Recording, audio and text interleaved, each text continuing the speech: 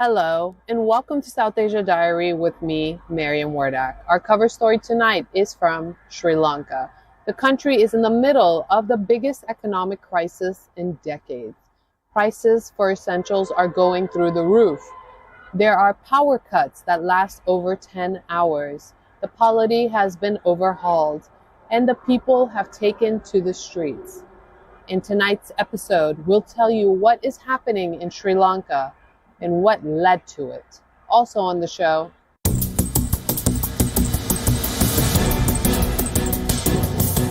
Pakistan's new Prime Minister Shehbaz Sharif has made a flurry of promises, but can he stand by them?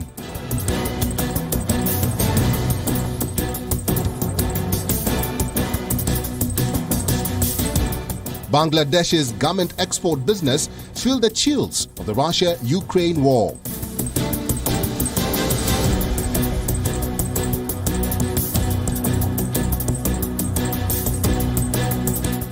Nepal's youth devote their prime teenage years to securing admission to the British Armed Forces.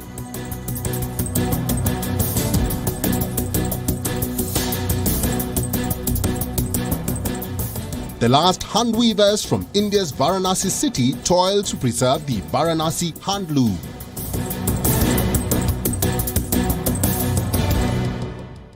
for the first time in its independent history, Sri Lanka is looking at a default on sovereign debt.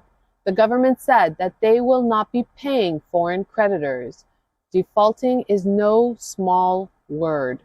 It is technically an announcement of bankruptcy, an out loud cry of a dooming finances.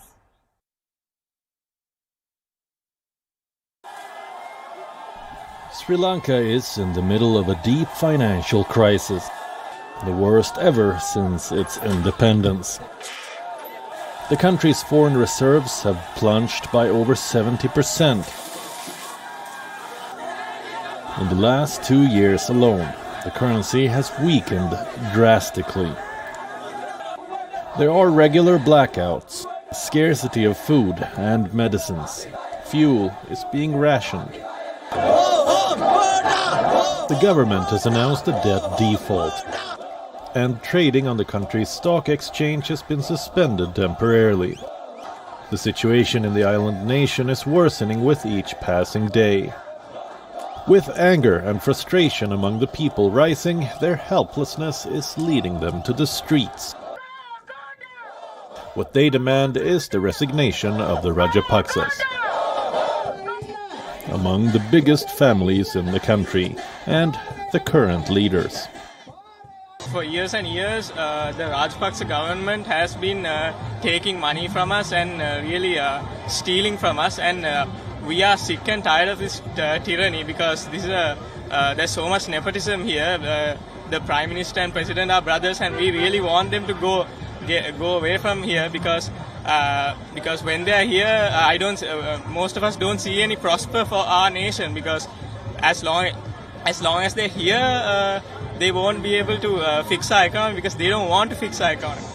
But how did Sri Lanka find itself in the middle of this chaos? Experts say that what the country is witnessing today is a result of decades of economic mismanagement. In 2019, the Asian Development Bank even called Sri Lanka the classic twin deficits economy. What that means is that the island nation's spending is exceeding its income, along with an inadequate production of tradable goods and services. But what ultimately led to the devastation were two things. First, the deep tax cuts promised by the Rajapaksa government before the polls, and second, the COVID-19 pandemic, an unfortunate combination that managed to completely wipe up parts of the Sri Lankan economy. Once at play, the Sri Lankan government had asked friendly nations for help. India and China have offered credit lines. New Delhi has offered $1 billion credit line to help Sri Lanka buy fuel. Sri Lankan authorities have also sought help from the IMF. They seek a fresh loan to tackle the crisis. If Colombo manages to secure another loan from the world body, it will be its 17th such loan and will come with stringent conditions. What will follow is a deflationary fiscal policy, which will further limit the much-needed economic revival and deepen the woes of economic Lankans. What Sri Lanka needs are leaders who know their numbers. Ones who could pave the way out of bad finances and not just look for easy shortcuts. Shortcuts that do more damage in the long term than the temporary relief they provide. South Asia Bureau, WION, World is One. There has been a change of guard in Pakistan. Last week, Captain Imran Khan was bowled out of power, with the opposition leader Shehbaz Sharif takes a fresh guard. The younger Sharif scion has inherited a failing economy. He has made great promises to push Pakistan's finances books, but one must never forget the difference between promises made and the reality of the present.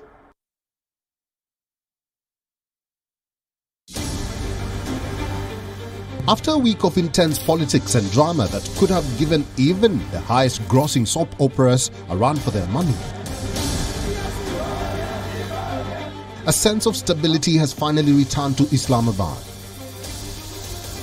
Shehbaz Sharif has taken his oath as the 23rd Prime Minister of Pakistan. Imran Khan is back in the pavilion.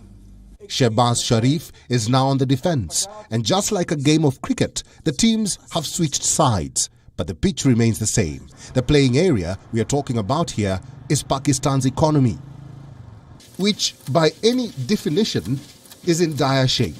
The value of the Pakistani rupee is floundering after touching the 190 mark during the peak of the crisis. It now remains around 181. Pakistan's foreign debt is piling up. 45% of its total GDP accounts for debt. Inflation levels are breaking the backs of common Pakistanis. And if domestic problems were not enough, the rise in crude oil prices triggered by the Russia-Ukraine conflict has added to the country's financial woes. The cost of living is rising. Islamabad does not have enough in its kitty to sort out the crisis.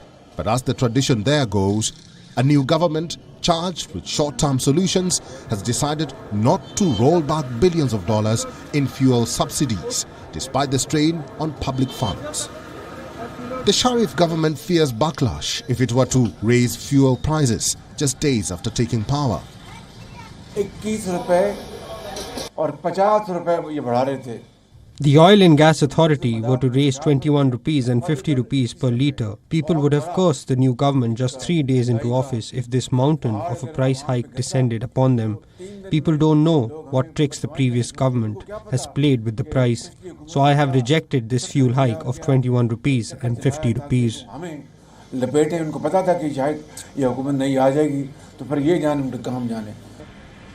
The people, however, are not too impressed. For the common folk in Pakistan, it is just the faces that change, not their fate. I don't have any expectations. They have announced some temporary relief, but you can give relief only if you have money in the exchequer. Imran Khan had brought from overseas, but these people are thieves and criminals who closed the industries, and we are not happy with them at all. The Sharif government has a long way to go before it earns the people's trust, because the people of Pakistan voted for Imran Khan. They elected his government to power. What happened in the lower house was a display of politics that had nothing to do with the citizens' rightful mandate. I think this government will not be stable and powerful. The best solution is a fresh election because the opposition is saying they will resign, which will lead to chaos. It is very difficult for these political parties' alliances to take opposition along with them. This government lacks power, so they will not be able to work properly. There is a famous saying, what works in your favor can very well work against you. The joint opposition managed to break up the ruling PTI coalition, made the Imran Khan supporters come to their side. But one must not forget that currently in power is an umbrella government. It is as easy to lose votes as it was to gain them. The PTI, now in opposition, has even marked a deadline for the government in power. They say 8 weeks is all it will take. South Asia Bureau, WION, World is One. Still reeling from the impact of the COVID-19 pandemic, Bangladesh's garment industry has now been hit by a crushing blow due to the Russia-Ukraine war. Sitting thousands of kilometers away from East Europe, millions of workers in Bangladesh fear the loss of their livelihood.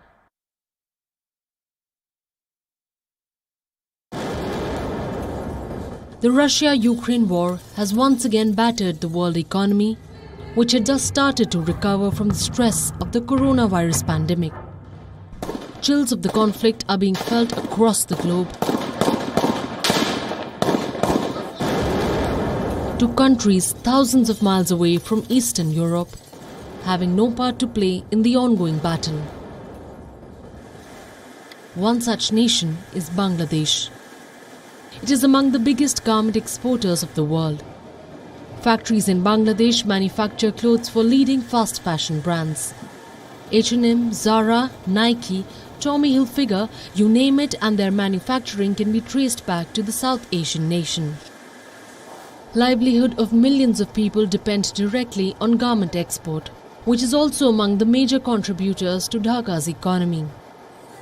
But what is happening now? The future of these millions of workers is in peril. Exporters complain of facing difficulties in getting new orders, with Western countries imposing various sanctions on Russia. The repercussions are global, with supply chains being disrupted as cargo ships are avoiding the Black Sea. This is among the biggest garment factories in Dhaka. It employs over 6,000 people. Most of the factory's buyers come from Europe, many of whom are now wary of the dwindling demand back home. After COVID, the market recovered. For we are doing ski wear, so it was one of best ski season in Europe. Everybody started to ski again. So as a result, we have also very good orders for coming winter. Surely this war will affect, yes. Price will go up. Already material suppliers are increasing prices, which will result in higher garment prices, yes. Yeah, we have also a good portion in Russia. So for this, I'm a little bit worried. Among the factory's biggest buyers is Russia. The Export Promotion Bureau says that Dhaka exported more than $665 million worth of goods to Moscow. But the Western sanctions on Russia have created new complications in getting the payments through. This war situation will really not give a stable situation in Europe, where we sell, and of course in our country. Bangladesh's garment industry had still not recovered from the COVID-19 pandemic. The supply chains are yet to normalize, and a crisis as such means that the lives and livelihoods of millions of workers are at stake. These 4.5 million workers in Bangladesh are making a living by working in the garment industry. Many of them lost their jobs during the COVID-19 pandemic. However, many have recently returned to their jobs. Now they are going to face new challenges. There is always a fear in the minds of those like us who work in garment factories as day laborers. Now there is no outbreak of COVID-19 in Bangladesh. We are fine now. I just hope to be able to continue my job in the future as well.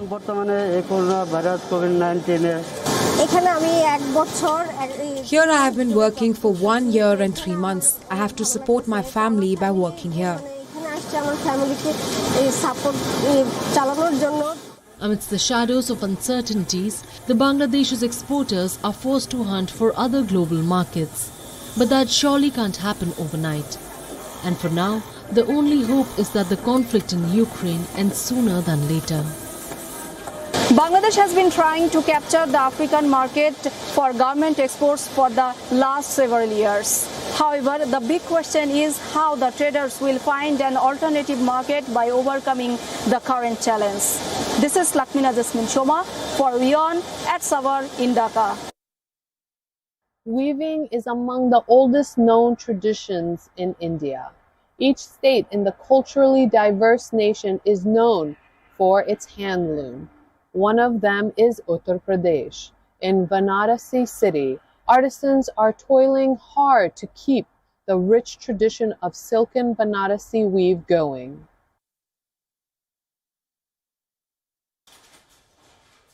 In a dimly lit room near the banks of River Ganga, Muhammad Sirajuddin's arms glide over a creaking loom as another silken fibre makes its way to the wooden beam. Sirajuddin is among the few artists in Varanasi who have still stuck to the traditional practice of weaving saris by hand. The brightly coloured, intricately woven Banarasi saris are one of the most cherished handlooms in India. It has earned its reputation as the epitome of traditional Indian sartorial style. But with advancing technology and a competitive market, the art is slowly dying down. If you walk around this whole neighborhood and look, you will see that this is the only house with a handloom unit. Even this will be here only as long as I am alive. After that, nobody in this house will continue hand weaving. The fortunes of India's textile trade, historically a cottage industry, have long been subject to sudden and devastating upheavals from abroad. Its delicate fabrics were once prized by the 18th century European elite. But it was British colonization, England's industrial era factories flooded India with much cheaper textiles, and slowly ruined the country's centuries-old market for hand-woven garments. After independence, the Indian administration tried its best to shield the ancient art. There was a centralized policy protecting the handcrafts from the global market. However, things changed in the 1990s. India opened its markets to the world. What followed was a flurry of cheaper options, and a neighbor in line to establish itself as the globalized world's workshop. So all of these were thriving industries. It got killed through mechanization and even more so through Chinese competition and their push and their ability to produce huge quantities at very low prices. Now the economics works, but the humanity doesn't work. The culture doesn't work. Livelihoods don't work. The Varanasi saris are a hit among Indian women, especially the newlyweds. Almost every home has one Varanasi sari passed as a family heirloom. The delicate weave, golden embroidery and unique style often takes the price of a piece to 30,000 Indian rupees. But after the COVID-19 pandemic, an already select audience for the premium garment has shrunk. There might be no more lockdowns, but their impact over the last 2 years is still felt in the market. The vendors, however, remain optimistic. इसकी शान इसलिए बढ़ती है कि इसमें एक-एक धागा बैठ के जब कारीगर बुनता है ना. We take so much pride in the Banarsi handloom silk sari because the artisan weaves his hopes and emotions in every thread as he works with his hand. The weaver's whole family works on the sari and it's reflected in the final sari. It's the color and it's the design. From the wife to the children, someone is spinning the thread, someone makes the gold borders. It makes it very special. कोई threading कर रहा है, कोई उसके बाद उसकी जरी का weave कर रहा है. The Indian handloom once earned its position in the world. It might have dwindled in the recent past. Vendors and artisans feel that those who cherish the rich culture, who understand the beauty of the design, cannot stroll away for long. South Asia Bureau, WION, World is One.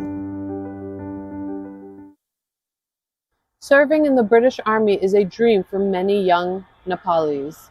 Securing an admission into the British Army promises a bright future for these teenagers. They spend their prime teenage years training for the Royal Gurkha Rifles, among the oldest regiment of the British Army. But the road was never so easy. While their elders are fighting for their ranks, their pay, pensions, and above all, respect.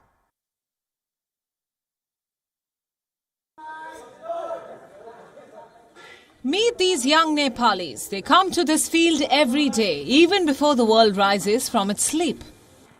They lift heavy weights, run for miles pushing their body's physical limits.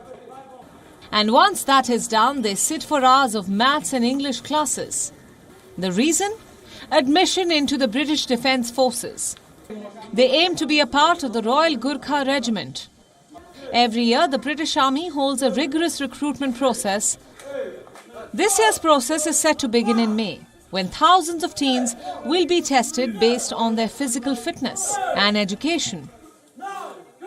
They will face grueling interviews that go up to 9 levels. The Gurkha Regiment is among the oldest regiments of the British Army.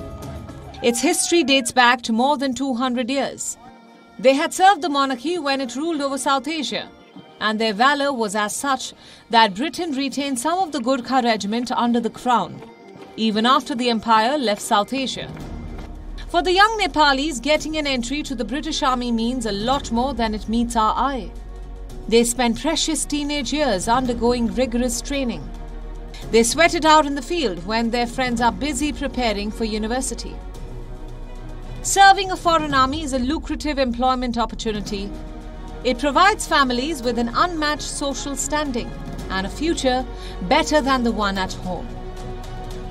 For 4 months, I've been working here as a trainer. I've cleared my class 12. Since childhood, it has been my passion to join the Gurkha army. It has become a tradition in the family. Facilities and pay are better for a Gurkha soldier in a foreign army. I'm training for Singapore Police Force. Even with the disparity in British Army, the pay is better than Nepal Army, and it doesn't make much difference. Even with a history so grand, it was never a smooth sailing boat for the Nepali troops. Things are better for those joining the Royal Gurkha Regiment now. But for the veterans, they are fighting a battle in the late years of their lives. This time, their weapons of choice are court cases, sit-in protests, and even hunger strikes. This Satyagraha Sanghars, Satyagraha, so we've been struggling for our human right, our equality, and for our dignity. So we've been fighting for the last 32 years, but still it has not been solved. Lieutenant or the captain in the white rank was excused from doing salute to the Gurkha Major. But Gurkha Majors were to salute to the British Majors also.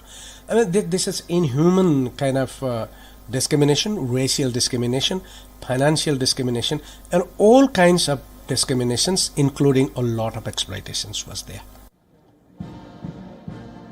It was a mere 15 years ago when the British government started providing equal pay and pension to Gurkhas. Those who were recruited after 1993 and retired after 2007 became eligible for an equal pension. But the troops whose service period ended before 2007 were deprived of their right. Along with the historic pay gap, the British have failed to recognize the sacrifice of Gurkhas during its wars. Currently, there are only 2,500 Nepali Gurkhas in the British Army. The number has been dwindling in the last few years. British kept the death of those people who died in the Second World War and First World War sacred. Not only of Nepalese Gurkhas, but also Indian soldiers. In the First World War, 86,000 Gurkhas had been killed in the war front, whereas British said only 6,000. These 86,000 have got nothing. They died, nothing has. So we have been talking about, you have to compensate those families. Every year, only a few hundred spots open for Nepali teens. Thousands give it their all to make it to the British Army, swearing by the motto, better to die than to be a coward. With the recruitment process soon to begin here in Kathmandu for British Army, they arrive before dawn, lifting weights, running sprints, pushing their bodies beyond their capacity and hoping to join the army soon. But at the same time, we know that the older veteran Gurkhas, people have been part of the decades-old fight for equal pay and pension. Knowing this fact, these youngsters believe that till the time that they be part of the army, they will be treated equally and will be paid equal to the British Army. Saloni Murarka for WION World is One in Kathmandu, Nepal. That's all we have for you on this episode of South Asia Diary. We'll be back next week with a brand new lineup of stories. Until then, stay safe. I am Mariam Wardak, and you are watching WION World is One.